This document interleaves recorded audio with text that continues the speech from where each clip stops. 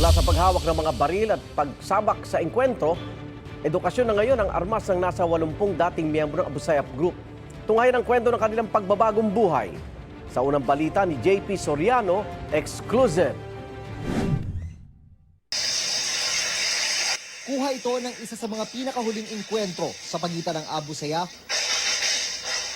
Tulad ng mga balat armas na umalingaw-ngaw para masupil sila, parang bangungot sa pandinig pag nasampi ang grupong Abu Sayyaf. Ginawa nilang impyerno ang mga paraisong tulad ng Dos Palmas, Palawan noong 2001 at nagmusik ng takot hanggang abroad tulad sa Sipadad, Malaysia. Mula 1991, hindi na mabilang ang buhay na nabuwis dahil sa grupo, kabilang ang ilang pinugutan. Pero sa Sulu, kung saan sila minsang nagbase, may tila pumalit sa dati nilang ingay. Sa isang lugar doon na aking binisita, may ilang sinasanay, hindi para humawak ng armas, kundi para mag-aral. 80 sa kanila ay mga dating miyembro ng Abu Sayyaf na nagbalik loob sa gobyerno. Kasama ilan nilang kaanak, naka-enroll sila sa Click Mobile Education o Click Me na pinapatakbo ng isang NGO, kaisa ang 11th Infantry Division ng Western Mindanao Command o Westmincom ng Sandatahang Lakas. Dito ko nakilala si Randy, hindi niya tunay na pangalan, na nag-aaral ng ilang basics sa mga software o apps. Nalaman ko na mayroong pera doon, na may magbibigay na pera, ganun. Kaya po sumali sa ESG group. Sa kaalaman ko, doon lang ako makakahanap ng pera sa panggastos ko sa pamilya, ganun. Kaya ako pumasok doon. 13 taon lang si Randy nang matutong humawak ng armas. Pero isang araw, nasugatan siya sa engkwentro nila at ng militar at iniwan ng lider ng kanilang pangkat. Kasi nakakatakot yung buhay na sa loob.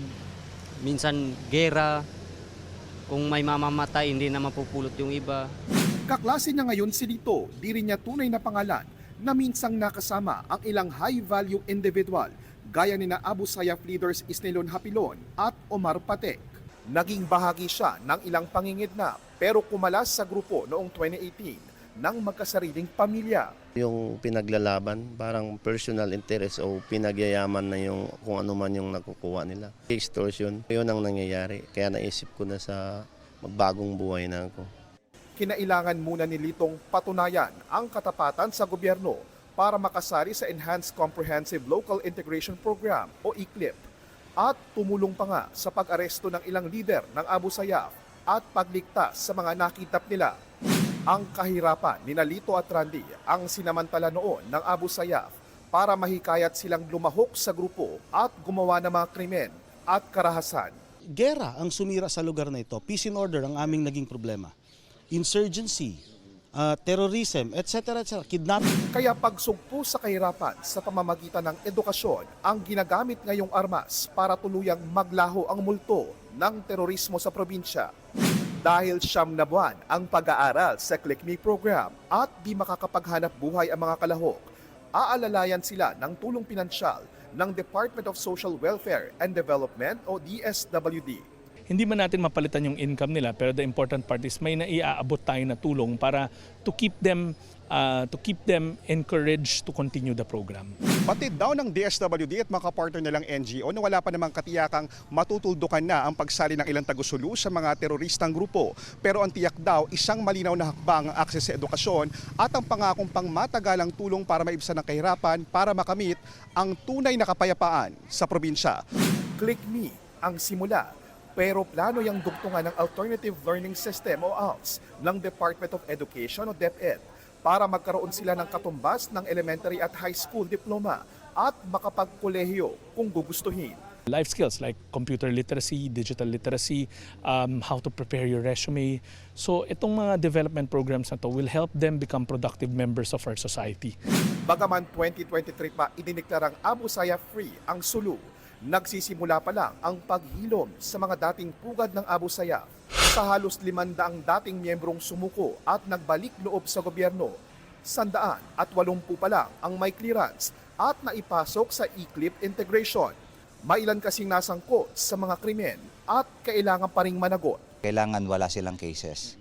So ito yung mga projects or programs na pwede nating mapa-avail sa mga ganitong tao so that they will feel na hindi sila outcasted sa society. Sa ngayon, may 2 pa rin daw nagre-recruit para sa iba't ibang lawless groups na binabantayan ng Westmincom.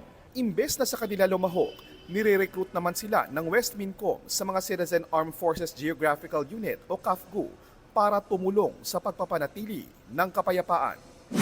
Ang pag-asa sa huli, lahat ng mga taga rito ay maramdamang bahagi sila ng lipunan at mawalan ng dahilan para lumaban sa gobyerno at sa isa't isa. Mula rito sa Maimbong Sulu, ito ang unang balita, JP Soriano para sa GMA News.